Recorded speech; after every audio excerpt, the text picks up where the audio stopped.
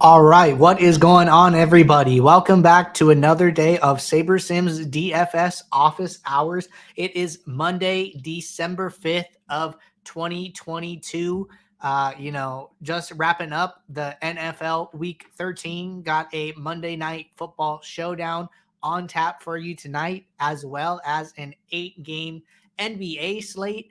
And last but not least, a 6-game NHL slate. Three sports of DFS action coming at you tonight. Should be a fun night. For those of you who are new here, welcome. My name is Andrew. I am one of the coaches over here at SaberSim. This is a show where we go over how to use the SaberSim app, answer any and all DFS related questions that come in the office hours channel, in our Discord server, or live in the YouTube chat. If you're just tuning in, have questions that you want to get answered, throw them in the YouTube chat, and we will make sure to get to everything. If you're not in our Discord, there is a link in the description below to get joined up. Highly recommend it. Lots of awesome DFS conversation happening over there in the channels every single day. So to start off the show, we are going to get it kicked off with our weekly max challenge. Been running it all NFL season. Going to be announcing the winners for this week's weekly max challenge. And to start it off, the winner for highest score of the week in the mini max was UVJ. This is UVJ's second time being the highest scorer this season. Was the highest score in week 1 and is the highest score in week 13 with a score of 213.08 points for 35th in the mini max. Congratulations. You are going to get all of these awesome prizes again for finishing. So our team will reach out to you. Congratulations on that. And now we are going to do the spin for our tickets to next week's mini max. This week we had 136 people continuing to participate each and every week. Highly recommend it so you can get all of those awesome end of the season prizes. If anybody wants to check this out, there is a link with the stream link to check to make sure your name is on here. We always make that available for everybody participating. So that being said, going to do the spin here to see who gets tickets to next week's mini max. Looks like the winner will be Wonderful. Congratulations. I will make sure that the team reaches out to you, and I am happy to wrap up another successful week of the weekly max challenge. Still time to get in on the action, and still prizes to be given away. So if anyone looking for more info on that, you can find it at sabersim.com/weekly max challenge, or just reach out to anybody in the Discord, and our team will let you know where to find more info in regards to the max challenge. So awesome there, everybody. Going to be jumping over to SaberSim now. Let me get SaberSim pulled up here, and then we will get going with the show. Just a couple questions so far in the chat. So if anybody has any questions, now is a good time to get them in. Going to start with this question from J. Sams Jr. And the question is, what is considered in your definition as a min unique? Okay, good question here. So I'm going to do this for NBA for today's 8-game slate. I think this is a great spot to start. So I'm just going to run 500 lineups really quickly. That way we just have a lineup set to work with here, and then we can kind of talk about this a little more. So in its rawest, like, basic definition form, a minimum unique. So there are 1, 2, 3, 4, 5, 6, 7, 8. There are 9 players in a FanDuel NBA lineup. Minimum 1 unique means that any other lineup can share 8 of the 9 players, but 1 player has to be different. And that is true when min uniques is set to 2, when min uniques is set to 3. It's the same principle that every single lineup can share X players, but Y players must be different. That you are changing the Y when you are changing the min unique player value in the box. So, you change it to 3, saying, okay, now every single lineup from every other lineup in my set of 20, for instance, can share 6 players, but must have 3 different. And that is what a min unique is. And the reason it's important is because, you could have lineups with similar expected value, but if they share a lot of players, then they're either going to all do really good or all do really bad.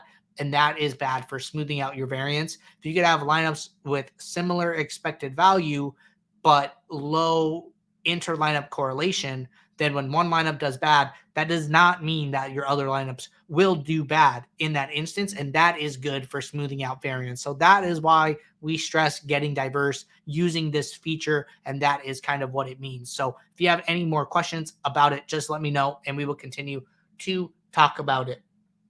All right. Going to touch on a question from Neil. Neil and I have been communicating this morning. I think this is a good topic. So Neil said, is there a manual element to the ownership projections, or is it all through an algorithm? I feel like there should be some sort of red flag when someone like Garrett Wilson yesterday is only projected for 13% ownership. It makes a huge difference when building lineups. SaberSim is constantly way too low with ownership projections on the chalkiest players on the slate. The same thing happened with Rachaad White, Jeff Wilson, and Chiefs D last week. And I went on to share a video with Neil. I told him, happy to talk about this on stream. We've had similar discussions in the past, and I wanted to share some of those videos where we've discussed this topic. So one video that I would recommend to anybody, or if you're like looking for more information on any single topic, you can go to our YouTube channel. You can hit this search bar. I typed in ownership. We did this video here. DFS Q&A is ownership in DFS, the ultimate game theory aspect. Talked about ownership for like the majority of the show. I think we were mostly talking about NBA ownership, but really the same principles apply. We do our ownership in really a very similar way. Still algorithm based, no manual review. So if anybody is looking for like a deep dive into ownership, I would highly recommend watching this video. We're going to touch on it, but not go into such a deep dive today. But, I sent that to Neil. I said, hey, Neil, this is like a really good resource for you to check out if you are wondering more about ownership. So Neil did that, said thank you. He appreciated it and had a couple of follow-up. So I'm really going to touch on this follow-up here from Neil. So Neil said, thanks. Watch the video.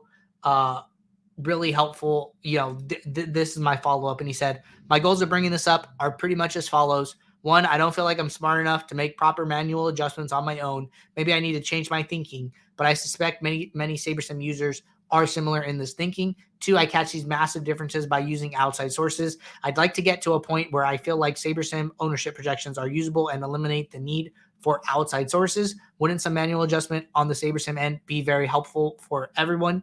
For example, when you see across the industry that sources have over twice the projected ownership on a chalky player, Garrett Wilson, for example, shouldn't that trigger an adjustment? The difference between an ownership projection of 13% and 33% is huge. Okay, so happy to talk about this. Neil, I think that, the way you're going about it is a very good way to go about it. I think that, making sure that like you're kind of trying to double check what you're using and the sources that you're using is good for any individual's DFS process. I am not like saying, SaberSim is like the end all be all in any of these things. What I will say is that if you were to change anything, like anything, I think the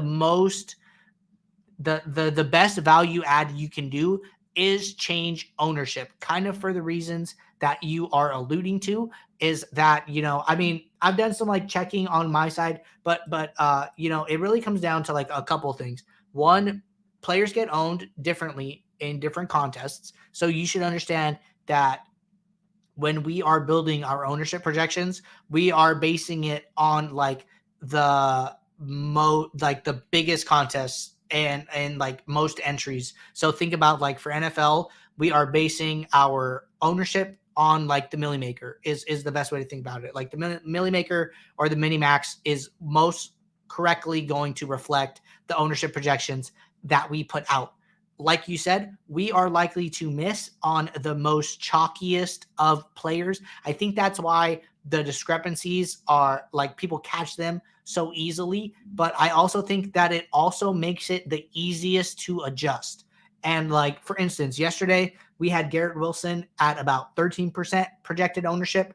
I don't remember exactly what time these projections updated. So if I speak falsely about an outside source, excuse me. But when I checked, Garrett Wilson was projected at like 23% on Stochastic and about 31% on ETR. This was like a couple hours before lock. So definitely like some conflict. ETR kind of on like the high side, Stochastic kind of in the middle, and SaberSim on the low side. We have been like really upfront that like, hey, you know, on the chalkiest of players, we're probably going to be low because the way our ownership model works is it is basically saying an optimal user will play X player at Z rate.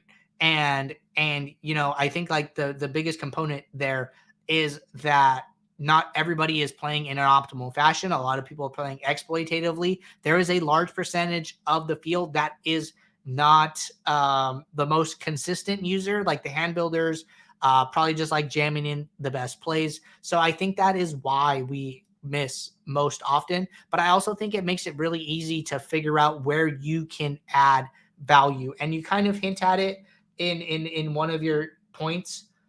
You're saying, I don't feel like I'm smart enough to make proper manual adjustments on my own. Maybe I need to change my thinking. I really do, Neil. And I think that, you know, if you are asking these like very thoughtful DFS questions and taking the time to check outside sources and understanding how this game works, I think that you are more than capable of making the correct ownership adjustments when they really stand out to you and catch your eye. And I think that goes for like a lot of the people who tune into this show. You know, you're putting in extra time trying to get questions answered, trying to learn, trying to listen and absorb this information.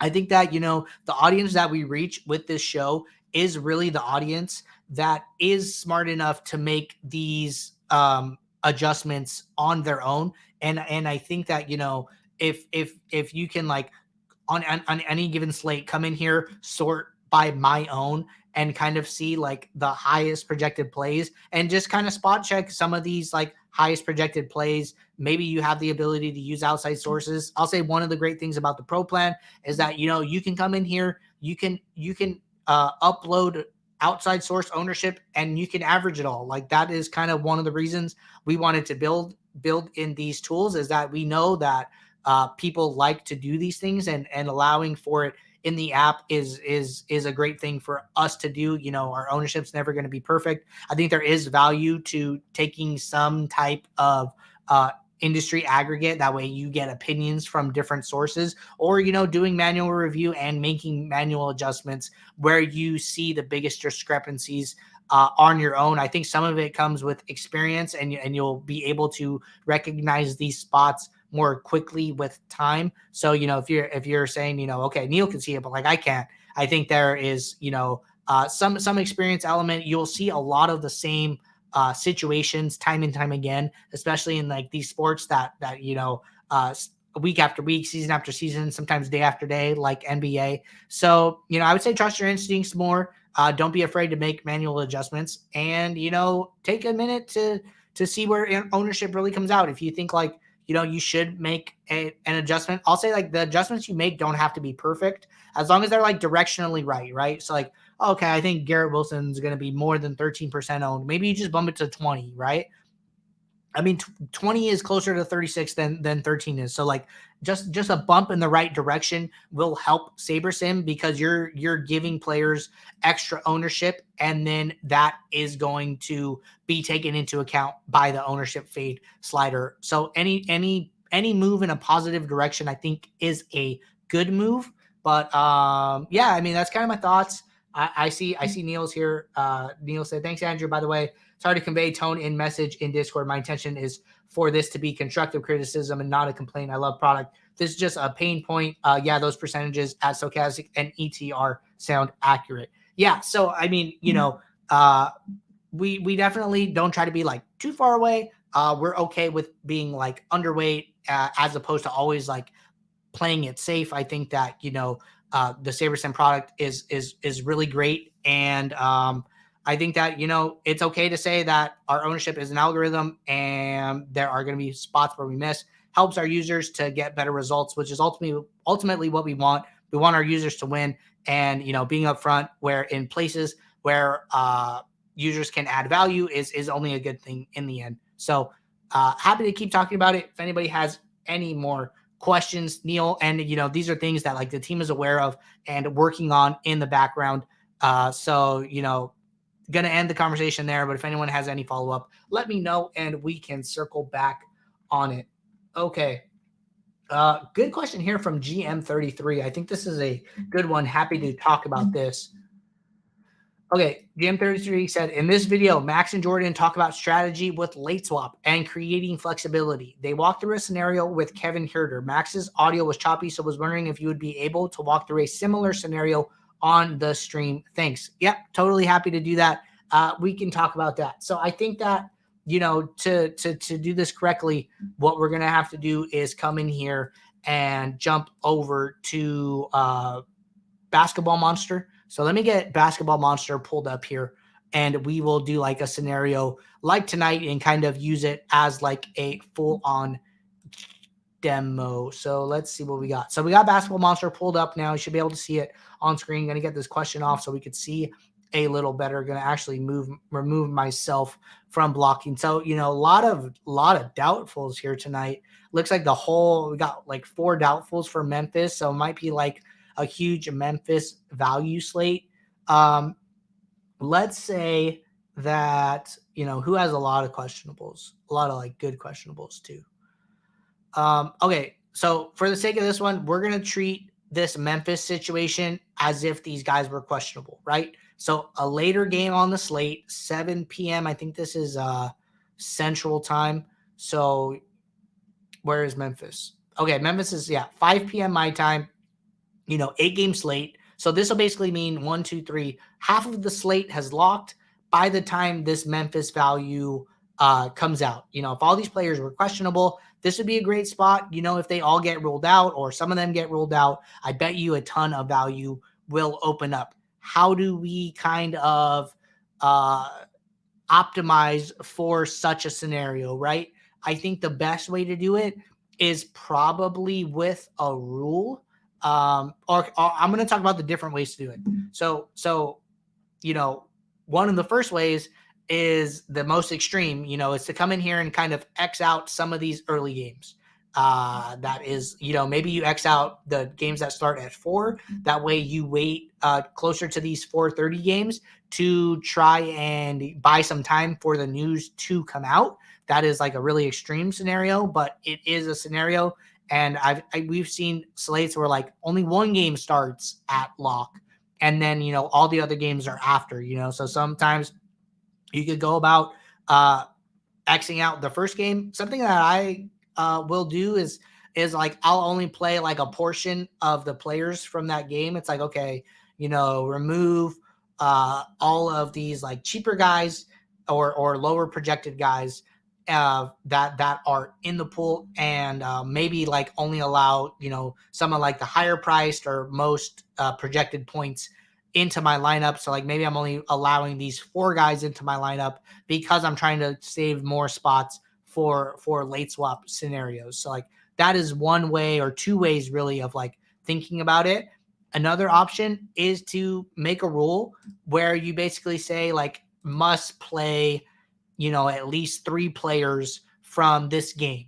And the reason behind doing that is, one, you're leaving roster spots open, and you're also leaving salary open, and you're leaving enough salary open to where you can mix and match players when the news comes out and see what the best way of playing those players is. I think like 3 is just a heuristic kind of generally good number to use when trying to force game stacks.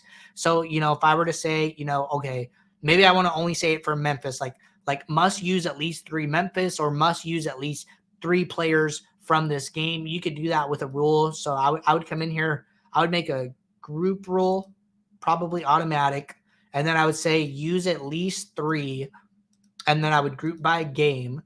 I would save this as a manual rule. So then when I come in here and open it up, I can only leave this Memphis Miami, and I can come in here and then trash all of these other ones.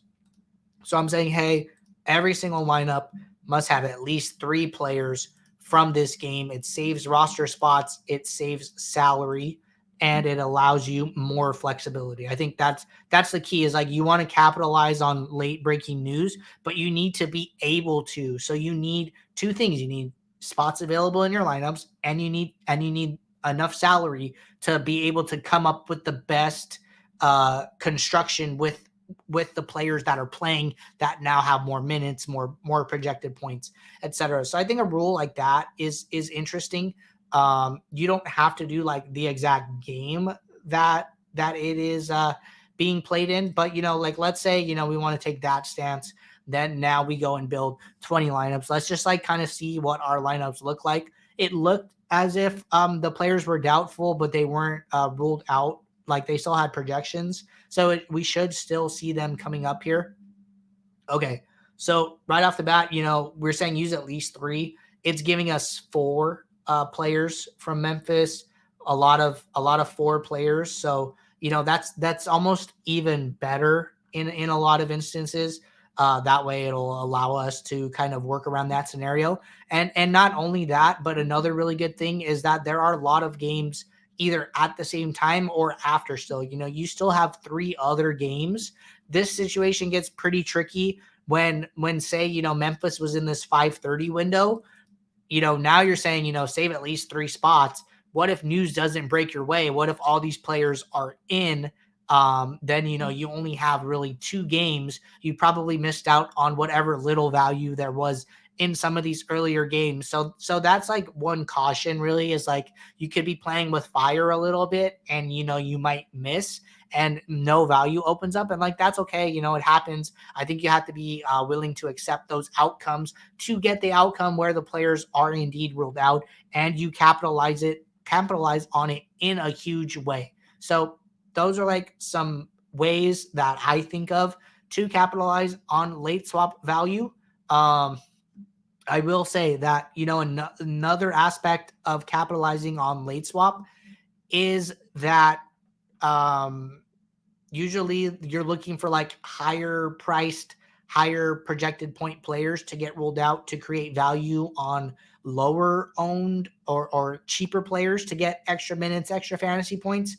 That could mean that, if somebody gets rolled out in the late game, like Ja Morant, maybe like the best play at the higher price was now somebody like Trae Young, but the news wasn't out yet. So like now you have to play, I don't know, more Devin Booker or like Luka Doncic, which isn't a bad thing.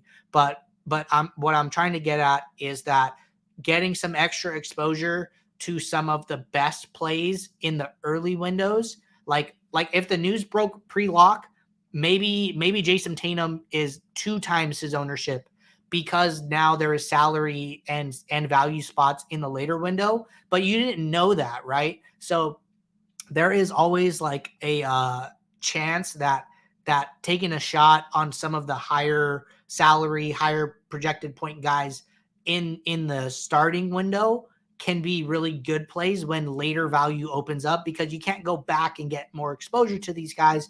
Now everybody is getting more exposure to the higher salary players in the later windows because a lot of players who are late swapping are capitalizing on the value and playing the best projected plays that are left. So, getting to, rolling the dice if you're trying to optimize for late swap and taking some shots on the higher fantasy point guys in the early windows can create some ownership discrepancies that you might not have seen if the news had broke sooner. So these are like kind of advanced strategies and advanced ways of thinking about late swap. But, you were referencing this video with Max and Jordan, and like these are some of the things that you want to be thinking about when you are trying to optimize for late swap. Not saying you have to do all of these things, but just some food for thought, some things for you guys to chew on and come back to me with any more questions that you might have. So really good question there, GM33. If anybody has any follow-up, let me know, but we are going to keep it rolling. Have a couple questions from 6 in the YouTube chat, and those are our last questions. So if anybody has any more questions, now is the time to get them in. Okay. Question here, afternoon NFL single game rule question. Is there a way to set up a rule that will dock an individual player's projection in the event that a specific player is used? And then I'm going to follow up here. 6 at me again. What's the best way to set up a rule that says use one player with lower than X% owned, but with a projection greater than 10 points? Thanks. I'm thinking of using 2 stat requirements in the same rule is the way. Okay. So I just wanted to see if these questions were similar or not. So question is, is there a way to set up a rule that will dock an individual player's projection in the event that a specific player is used? So the answer is no. I would be really interested to see, how exactly you're trying to, what you're trying to get with this. So, you said it's a single game rule question. So sounds like you're trying to, well, I don't know exactly how this would work. So, because you're basically saying that, if Tom Brady is in the flex, then I want you to lower the projection for, I don't know, Leonard Fournette. But I don't know, like, I guess it's more of like a sequencing thing. Like, by the time Tom Brady is put into your lineup, we are done analyzing the Sims. Tom Brady's getting put in your lineup because the Sims were already pulled. So there's no really point to docking a player's projection kind of at that point. Like, the lineup is solved. So I think that, there's like a little back and forth there about, what you're trying to get at. And if you're still here, let me know so we can figure out a way to kind of get you more what you are looking for. Maybe you're trying to avoid, negative correlations. And so maybe, we could experiment with increasing the correlation slider. Maybe we could experiment with like a group rule. If there's like a player that you just never want to use together, we could do like a manual group rule and say, use no more than one. And maybe it's like Tom Brady and the Saints. The Saints had like the highest negative correlation to Tom Brady. So you're saying, if I'm using Tom Brady, I don't even want to chance it, and I don't want to use him with the Saints defense. And maybe you make a rule that looks like this for a different type of situation. I think that's okay. So, let me know like exactly what you're getting at, but there's no reason to dock somebody's projection at the point that you're kind of talking about it. It would have to be something that you either set up front or as like a rule. So like as an input, maybe you dock the projection early, or you create some type of rule, or you filter out those lineups post build is another option. You come in here, let's build some lineups. We could demo that as well, but you would basically just use the filters and then get rid of the lineups that have some type of specific combination, because I don't know why you would really want to play it like a percentage of the time if you're very specific about it. So I come in here, I'm going to look at all 500 lineups, and I'm going to say, when Tom Brady is captain, never play the Saints in the flex. And it looks like there's 3 lineups that meet that criteria. So I would filter for both of them, and then I would hit this trash. It's going to remove all 3 lineups in one move rather than going and having to trash each lineup individually. It's kind of like a bulk trash option. So that's one way that I could think of trying to solve the problem that you're trying to solve. Or you could be like more meticulous and actually look at these lineups and determine which ones you want to trash and which ones you do not. So I think there are a couple ways to kind of get to the point that you're trying to look at for different scenarios. I just kind of demoed 2 with the rules, and with the filtering and trash options in step 3. So I would try those out and let me know if you can not get what you are looking for specifically. Okay, so it says, say if Fournette is used, Doc Rashad, not to rule the pairing out completely, but limit exposure in multiple lineups. So yeah, I mean, what I will say is that, if you open up Rashad's correlation, we think he's pretty neutral to Fournette. I think that the best thing to do would be, the example that you're looking for is that, okay, I'm using Rashad. How many of my lineups have Fournette? It looks like 20%. Maybe you're not comfortable with that. Maybe you only want, 10%, right? So let's drop this back down to 20. I have, or let's say you're playing 150. I have 32 with him. I only have 15% that also have Fournette for 5. So I'm going to look at these.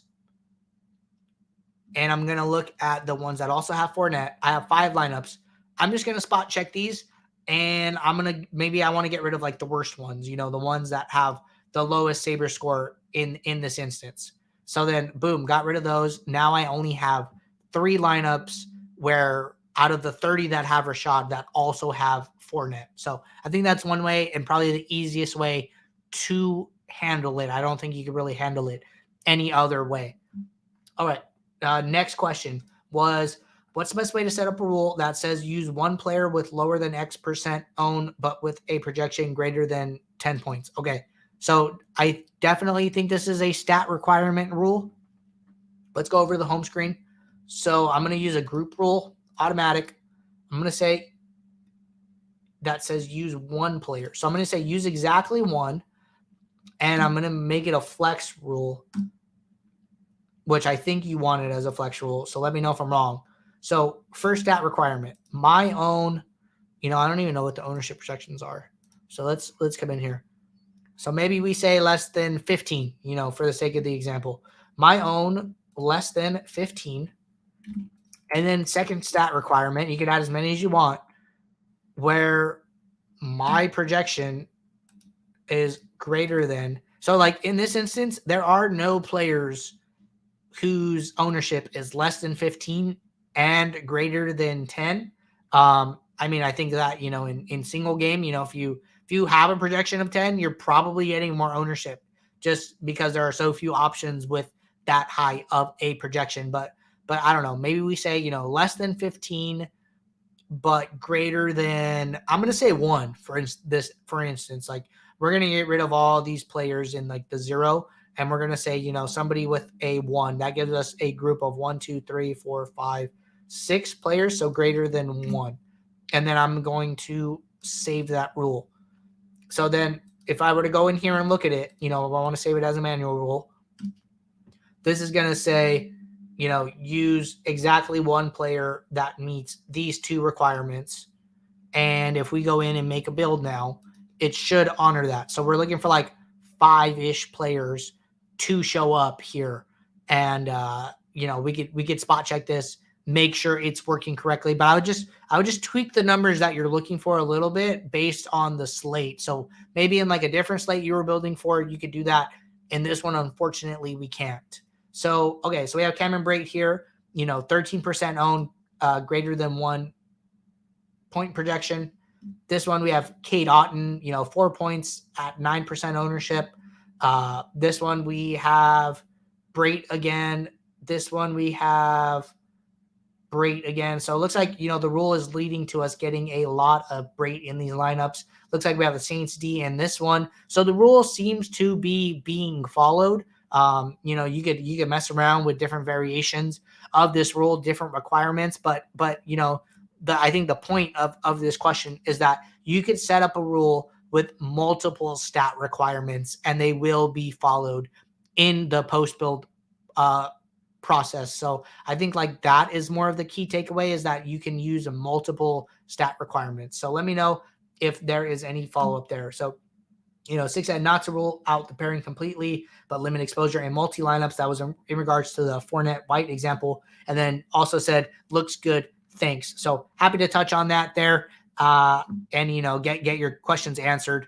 that is what we are here for. But that being said, everybody, not seeing any more questions coming in today. We will be right back here tomorrow, Tuesday, December 6th, for our regularly scheduled show at 2 p.m. Eastern. If anybody has any more questions that or issues that they're running into, throw a message in the support channel. Team will make sure to get back to you sooner rather than later. But until tomorrow, good luck in your contests, and I will see you all then. Thanks. Bye.